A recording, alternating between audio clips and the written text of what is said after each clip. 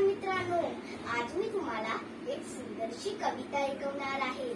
त्या कवितेचे नाव आहे चंद्रावरची शाळा. 21व्या शतकात भरे चंद्रावरची शाळा. चंद्रावरच्या शाळेत नसे खडू आणि फळा. छोट्या छोट्या यानातून शाळेत जातील मुले.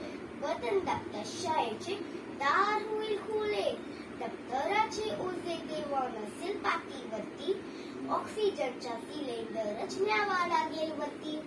भाजी पोळीच्या डब्याची राहणार नाही कटकट. जेवणाची गोड गोळी घेऊन टाकायची पटपट. भीतीचा तास कसा होतो ते पोहाल. एक उडी मारतास तसे तरंगत राहाल.